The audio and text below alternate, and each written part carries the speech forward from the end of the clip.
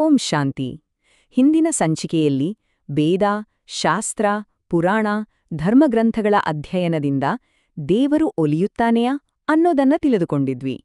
ಸರಿ, ಇವತ್ತಿನ ಈ ವಿಶ್ಲೇಷಣೆಯಲ್ಲಿ ಮತ್ತೊಂದು ತುಂಬಾನೇ ಆಳವಾದ, ನಮ್ಮನ್ನು ಚಿಂತನೆಗೆ ಹಚ್ಚುವಂತ ಪ್ರಶ್ನೆಗೆ ಉತ್ತರ ಹುಡುಕೋಣ ಬನ್ನಿ.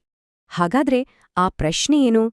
ದೇವರು ಜಾತಿ, ಮತ, ಧರ್ಮಗಳನ್ನ ನೋಡ್ತಾನಾ? ನಾವು ಮನುಷ್ಯರು ಮಾಡಿಕೊಂಡಿರೋ ಈ ಭೇದಭಾವಗಳಿಗೆ ದೈವಿಕ ದೃಷ್ಟಿಯಲ್ಲಿ ಏನಾದ್ರೂ ಜಾಗ ಇದೆಯಾ? ಬನ್ನಿ, ಇದರ ಬಗ್ಗೆ ಆಳವಾಗಿ ಅರ್ಥ ಮಾಡ್ಕೊಳ್ಳೋಣ.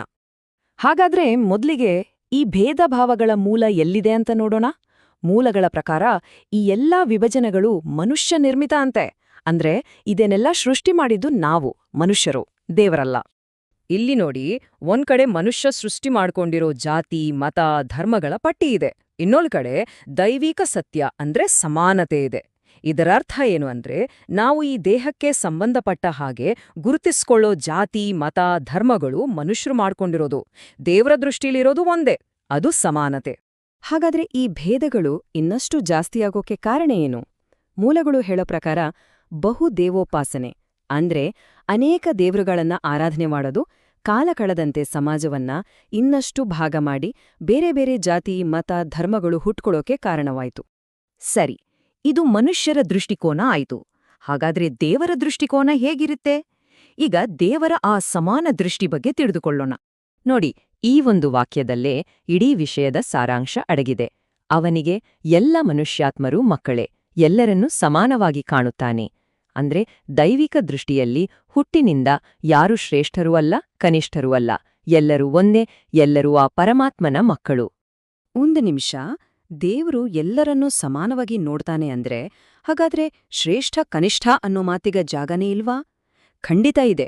ಆದ್ರೆ ಅದು ಹುಟ್ಟಿನಿಂದ ಬರುವಂಥದ್ದಲ್ಲ, ಅದು ನಮ್ಮ ಕರ್ಮದ ಮೇಲೆ ನಿರ್ಧಾರ ಆಗುತ್ತೆ.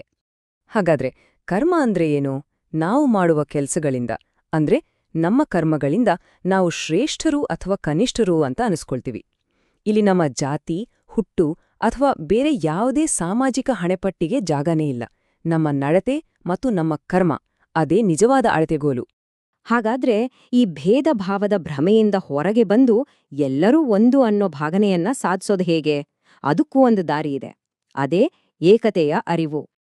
ನಾವೆಲ್ಲ ಒಂದೇ ಪರಮಾತ್ಮನ ಆತ್ಮಿಕ ಮಕ್ಕಳು ಅನ್ನೋ ಅರಿವು ನಮ್ಮಲ್ಲಿ ಮೂಡಿದ ತಕ್ಷಣ ಈ ಜಾತಿ, ಮತ, ಧರ್ಮಗಳ ಭೇದಭಾವ ತನ್ನಿಂದ ತಾನೇ ಮಾಯವಾಗುತ್ತೆ. ನಮ್ಮ ನಿಜವಾದ ಗುರುತು ಈ ದೇಹ ಅಲ್ಲ, ಬದಲಿಗೆ ಆತ್ಮ ಅನ್ನೋದು ನಮಗೆ ಅರ್ಥವಾದಾಗ ಈ ಎಲ್ಲಾ ವಿಭಾಜನೆಗಳು ಅರ್ಥ ಕಳೆದುಕೊಳ್ತವೆ. ಮತ್ತು ನೋಡಿ, ಕೊನೆಯಲ್ಲಿ ಈ ಮಾತು ಎಲ್ಲವನ್ನೂ ಎಷ್ಟು ಸುಂದರವಾಗಿ ಹೇಳುತ್ತೆ ಅಂದ್ರೆ, ಆತ್ಮಜ್ಯೋತಿಗೆ ಯಾವುದೇ ಜಾತಿ ಇಲ್ಲ, ಪರಮಾತ್ಮನಿಗೆ ಯಾವುದೇ ಭೇದಭಾವವೂ ಇಲ್ಲ. ಇದು ನಮ್ಮೆಲ್ಲರ ಮೂಲಭೂತ ಸತ್ಯ. ಮುಂದಿನ ಸಂಚಿಕೆಯಲ್ಲಿ ತಂದೆ ತಾಯಿಯರು ದೇವರೇ ಅನ್ನೋದನ್ನ ತಿಳ್ಕೊಳ್ಳೋಣ. ಓಂ ಶಾಂತಿ.